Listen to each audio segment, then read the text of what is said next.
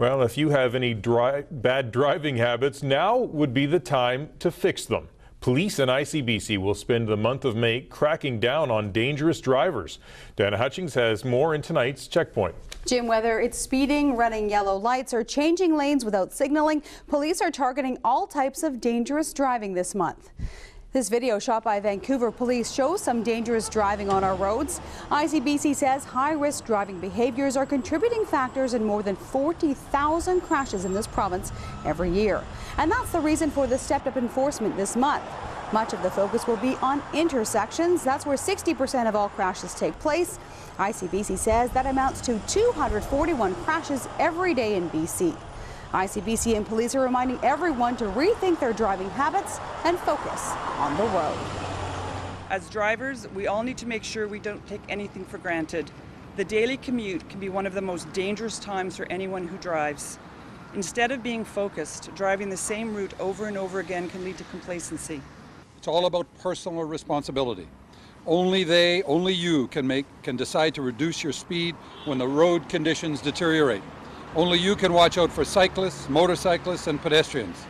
Only you can make sure you leave enough distance between your vehicle and the one ahead of you. And our checkpoint question tonight, what do you think should be done to make our roads safer? So how do you think we can make our roads safer? One psychologist says the punishment should be immediate. Dana Hutchings is back with more in tonight's Checkpoint. Jim, John Vavrick is ICBC's consulting psychologist, and he says police and the courts are limited in what they can do to prevent high-risk driving. Vavrick says while taking away a driver's license might hurt some, others will just keep driving without it. He says the consequences need to be more immediate. Take the vehicle away, impound the vehicle, and impound it for a significant amount of time. Make life miserable for these folks, make it really inconvenient, and really hit them in the pocketbook and hit them basically where it matters. So we want to hear your opinion. What do you think should be done to make our roads safer? Here are some of your thoughts. I think it's fine the way it is. I don't really...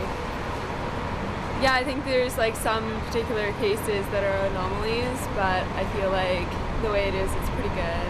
And yeah, I think there's a lot of driving restrictions in place already. I don't think they should have taken cameras out in BC, speeding cameras, but they did. I thought they were a good enforcement tool. They even got a ticket from one. Better education about biking and about driving and biking. I think there's a lot of tailgating going on, and I wish that, especially with those little baby on board signs, people should kind of back off, but the tailgating is really bad in Victoria, so not always safe, but yeah, I feel like it always could be helped. From Facebook, Clayton says, how about the addition of safe driving practice and basic road safety core curriculum in middle and high school? Teach safety early. Dottie says someone who's been convicted more than one time for dangerous driving should never be able to drive ever.